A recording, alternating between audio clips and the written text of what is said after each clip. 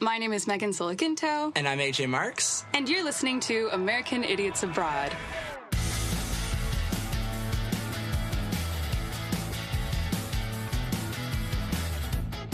Welcome back to American Idiots Abroad. This is a podcast where we talk about the differences between the U.S. and the U.K., some misconceptions we had when we first came over here. As our regular listeners know, I am from San Jose, California, in Silicon Valley. I came to the U.K. in 2014 to start my bachelor's degree in music, and then now I'm here as a master's student. Yep, and I'm from Boston, and that's all you need to know. Yeah. We're here today in London with two very special guests. Do you want to introduce yourselves? I'm Meaghan Martin.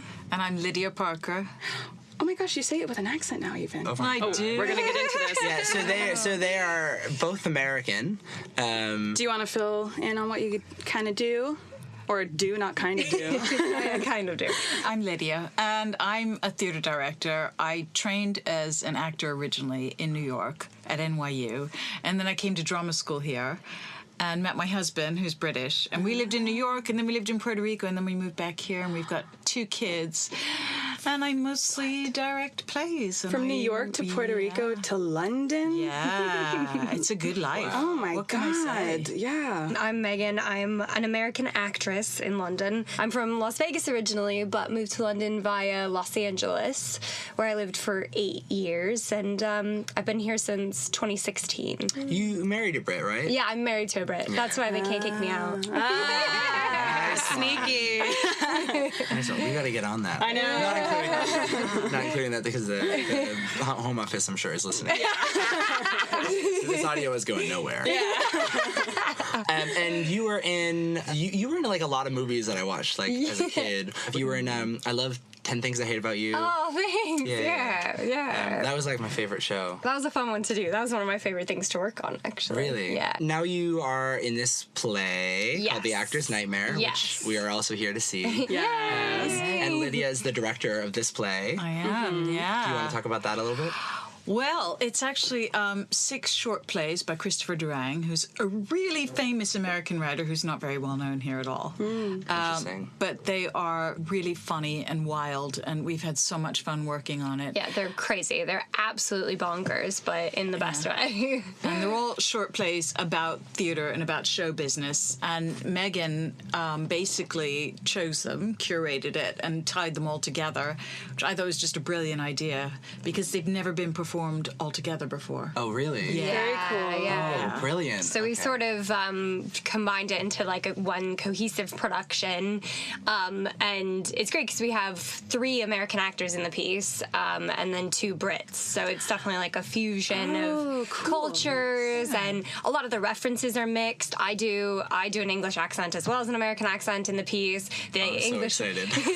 the English actors do American accents, so it's a lot of like it's a lot of like sort of where my heart is right now, which is very much a marriage of the 2 cultures. Yes, because I also got here in 2016. Okay.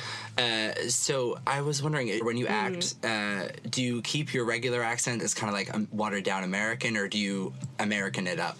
It depends. Sometimes I had an audition a couple months ago for an American character, and I did the lines in my normal accent, and afterwards she was like, "Oh, you lost the accent a little bit," and the casting assistant turned to her and was like, "She is American. She didn't lose the." She thought I was an English actress doing an American accent, so I don't know. So I get like really like in my head now. I'm like, what do I sound like? What am I? Who am I? Do people ever think that you're like Irish, either of you? I don't think I've ever gotten Irish. Because I get that. I mean, I was at drama school here, and there they kind of beat the accent out of you. I don't think they still do the they same don't do that thing, anymore. But they did when I was at Yeah. drama school. But my daughters, I mean, they They sound quite American though, actually. They sound a real mixture. Yeah, which is interesting because they both grew up here. Yeah. So Yeah. that's always fascinating. Oh, interesting. Yeah.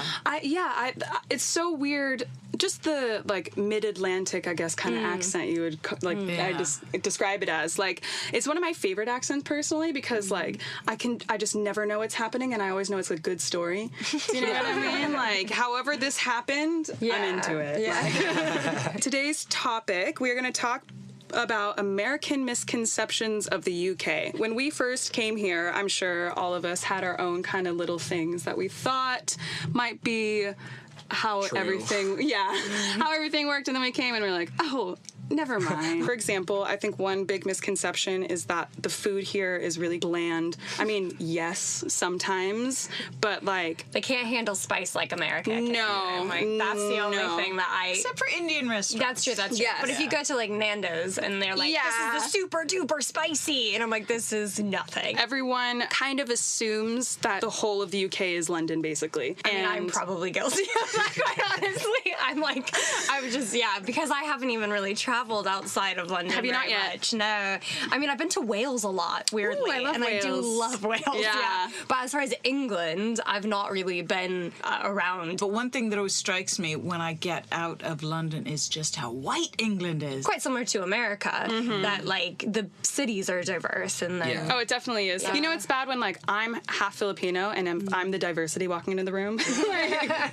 We get this a lot because we both study in Liverpool. Everyone, like, every time we go over, they'll be like, have fun in London. You know, like, Yeah. they'll be like, No, I'm starting to get almost like kind of like Liverpool Scouse like pride. I get like offended. I'm like, no, I'm in Liverpool.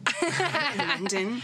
But it's, I mean, the rest of the world knows Liverpool. Yeah. Because of the Beatles and because of the Yeah. football team. Yeah. You know, you forget. I remember being in Mexico years ago and people were like, are you from Liverpool? And they found out my husband was English. They don't care about London. They cared about Liverpool. wow. Oh, that never happens. I didn't have this misconception, but like my family, they always make weird comments about like speaking English. They mean Americanisms. Yeah. And they refer to that as speaking English. And So give an example. So they'll like, Ironic. I know. So they'll come over and visit and they'll be like, oh, I didn't understand. Well, also they have the hardest time with any accent ever, which is just ridiculous. Like my husband, they'll struggle with his accent. And he's got like a very normal, proper, well-spoken Where's he London from? accent. He's from London. Oh, like, right. He's very well educated. He's an actor. Like he speaks Yeah. clearly. And they're like, I just can't understand the accent. He's not speaking English. Yeah. And I'm like, well, it's England. So. Yes. But it'll also be like Americanisms like bin versus trash can. I get that all the time. Like, yeah, pants versus trousers. And like, but they get really like, my family gets really frustrated by it. I mean, when I came here years ago and I was to go study at drama school and I was so worried to get all the English words right, you know, and I thought nobody will understand me if I say, where's the bathroom? You know, I must say, where's the loo? And it was so funny because one of my oldest sisters, she'd studied at University of Essex and did a master's degree years ago. And so she made a list for me of all the different words so that I would be able to speak English. American to English dictionary. But the funniest thing was, and I hope she doesn't listen to this podcast, so the funniest thing was she was telling me like different names for vegetables. So she said eggplant is Aborigine. No. Luckily, I realized she meant aubergine. My grandmother was visiting this week. I was turning on the television for her, and she was like watching this British program because she likes reality shows. So she was just watching a Was it Love Island? Yeah. Oh my God, yes! I wish my grandma How could watched it Love not be Island. Love Island? And she was like, I don't understand them. Put on a channel I can understand. So I went to the next one, and I went to the next one, and she's like, is there any Judge Judy? And Sure enough, first American thing that comes on the telly is Judge Judy. That's Oh, so they knew your funny. grandma needed And it. so I think my mom needs subtitles for Bake Off. Speaking of TV, I think that was one of my misconceptions when I was young, you know, coming over here, because I thought, oh, Britain has such great TV. You know, everything's going to be incredible.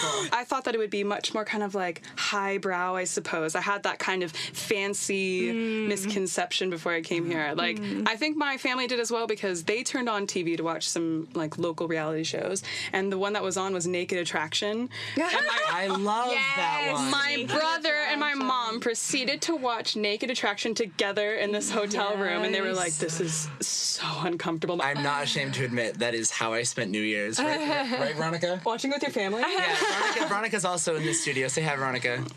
Hi. That's AJ's sister. Yeah, that's my little sister. We watched Naked Attraction like Together. Yeah, it was like together, just like everyone who was at the party, just like Why wouldn't you? What's weird is since I've moved over here this time from Puerto Rico, I have mostly watched American television.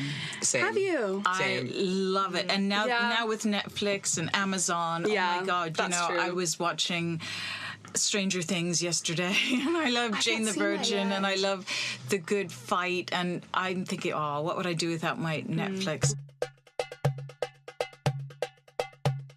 I don't know if I mentioned this already, but kind of rewinding a little bit to how you said that you spent a lot of time in Wales. Have you found that, like, Wales is, in your experience, like, quite different from England? Because one of my misconceptions was that it would be kind of like the States where, you know, we have our own thing going in each state, but we're still all, like, Americans, and we have, like, some overarching similarities, whereas, like, that does kind of exist, but it's different, I feel, between, like, Scotland, England, and Wales and Northern definitely. Ireland. I think that I've always said that I feel like Welsh people are more similar to Americans than English people are. Why is that? Really? I think the Welsh are, like, really warm, they're really outgoing, they'll, like, chat with a stranger. You can walk into a pub in a small town and, like, suddenly you're friends with everyone sat in that pub, and it's just, like, a lovely, it makes me feel more at home, actually. But I have to say, I do appreciate the Londonism, because I was on the tube the other day, and, like, there was a bunch of Americans, and they were all chatting at, like, a normal speaking volume, and I was so annoyed. I wanted to be like, shut the fuck up,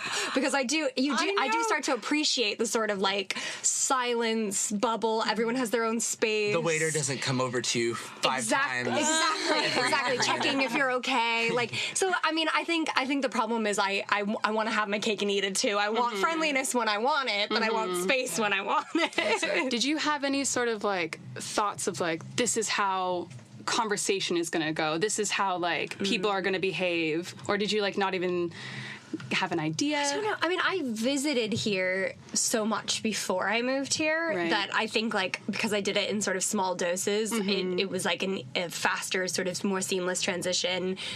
Because, like, I was dating my husband long distance while I was in LA, so I was out here all the time for, like, a week or so. And I think, like, the very first time I came over, I was, like, 16, and I pretty much was just in tourist areas anyway. So, like, I didn't really interact with sort of London life. Yeah. Particularly between LA and London. Like, the day-to-day is so different. Like, I don't drive anymore, thank the Lord. I was really nervous when I first came to London, because I thought the British people aren't going to like Americans. And to some extent, that's true. To some extent. Yes. But because my husband's British and, you know, my kids are British, I don't know. You know, I've always had, I'd say at least half of my friends here are British. I've got a lot of American friends too, though. But, you know, you just kind of assimilate in a way. And I mean, I have to say, I think Londoners are a lot friendlier than New Yorkers. Do you think so? Yeah, I do think so. They will just start chatting to you, and they're very if they're polite. drunk, yeah. Oh, if they're drunk. Oh, yeah. All rules are off then.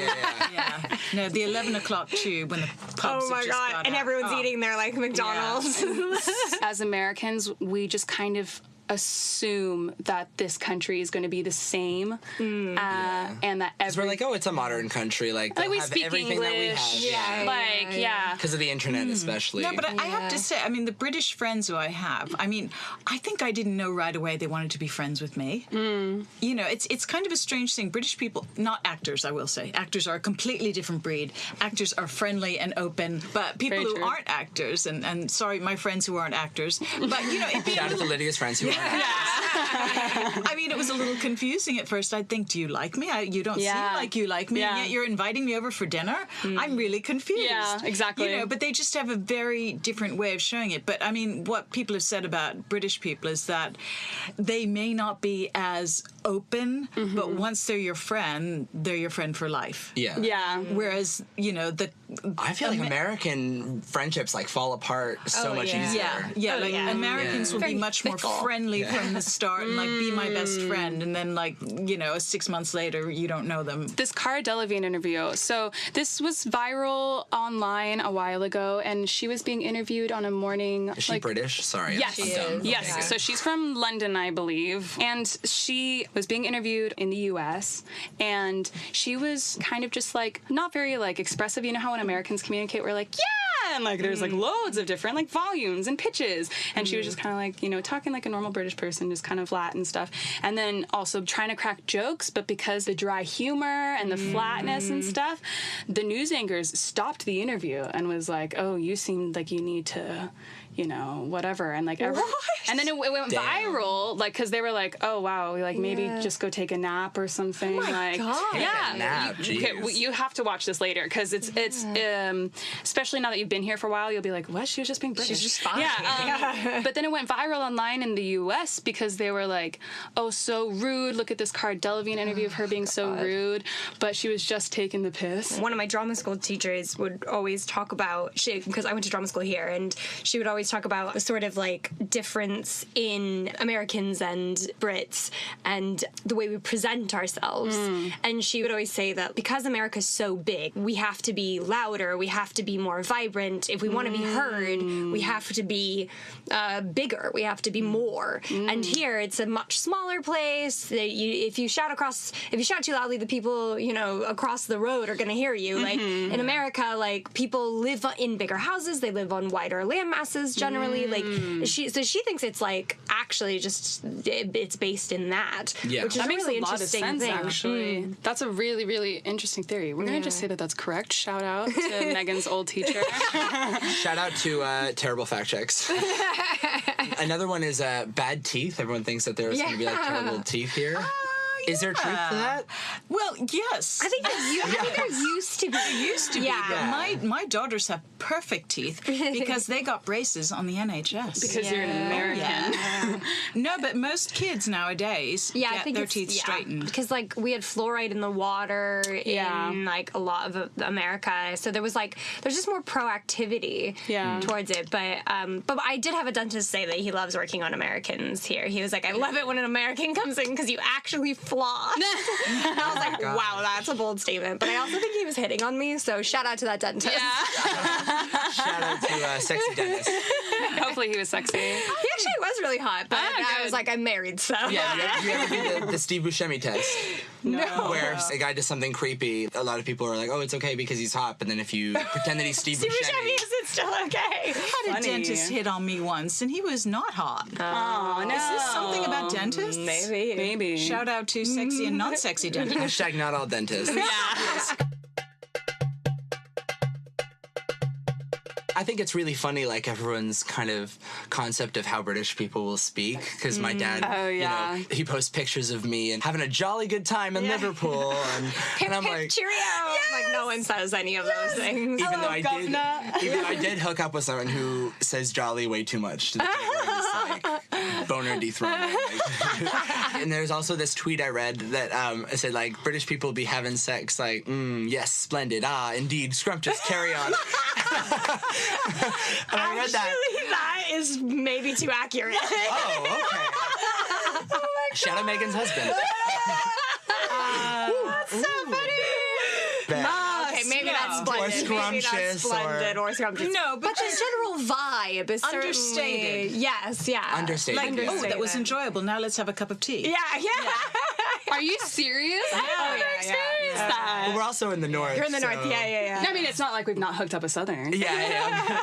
But I mean, like, I think our husbands are from similar backgrounds. Shout out to my husband. Oops. I hope he doesn't listen to this. okay. It's so funny, too. Something I've talked about with my friends who are married to British guys. It's like, well, how did you meet? Well, we met at a party. We snogged. Yeah. Snogging, you know what that means. Yes, of course. And then we kind of started dating, and then we married. So it always starts with, like, a snog. It doesn't start with dating. No, that's true. They just kind of go for starts with a snog. Yeah. Started with a snog. No, British started go for broke. And the first time he used the word snog, I got real excited because I was like, that's in Harry Potter. Have you seen Angus Thongs and Perfect Snogging yet? No, I haven't. Yeah. Yes? Yeah. Okay. It's kind of like their Disney Channel original movie classic, even though it's not a Disney Channel original. But I love me a good decom. decom? I've never heard it called that. Oh, yeah. That's the decoms. word. Well, you're in the know. You've been in a few decoms. Yeah. Are we allowed to mention that? It's not a secret. We're going to hide your identity.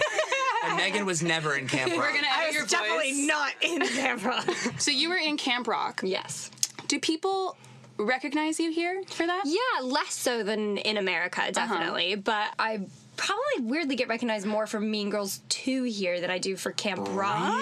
Yeah. But I think it's partially like the age thing too, because like kids don't like people who watched Camp Rock are now like, you know, our age. They're not they're not young anymore. Whereas with Mean Girls 2, I think they're still a bit younger. Right. I do get like drunk people at McDonald's being like, "You're my childhood," and I'm like, that's sort of offensive. I think. Like, what? I don't know. For some reason, it just makes me feel really old when people tell me I was their childhood. Yeah, no, actually, that does make sense because you're like, it was also mine. Like, no, it was my childhood. Oh my gosh, same. Yeah. You were my childhood random person at McDonald's.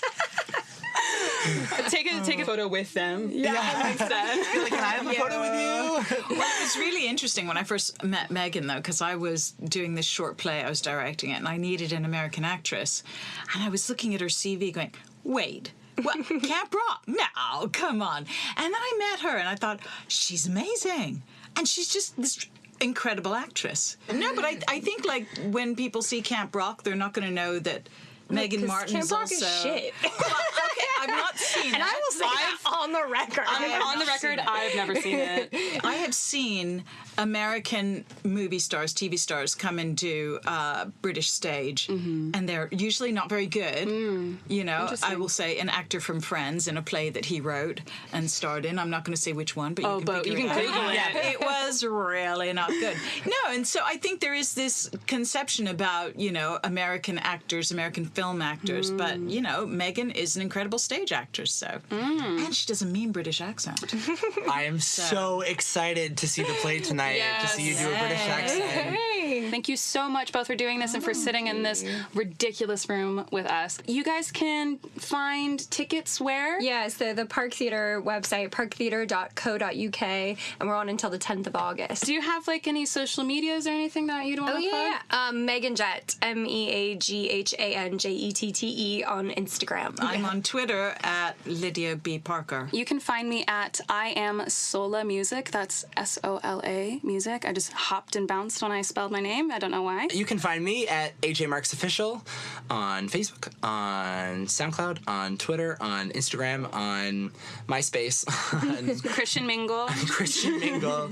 Yeah, so Meaghan and I have been doing for months actually this web series called The Band Formerly Known As, and my daughter Sabrina Parker writes the songs, and Meaghan is in it with Laura Evelyn, who's another amazing actress who's been in Doctor Who and Black Mirror and all kinds of things. Very cool. And it's a ridiculously funny, I think, web series about a band that keeps changing their identity and their music style. So every episode there's a completely new name, new style. So it's like Crazy Ex-Girlfriend in terms of like musical diversity. I'm so glad you guys get the reference. So should we play one of the songs as an outro? Yeah, I would love that. Yeah, we could do that. I don't know which one.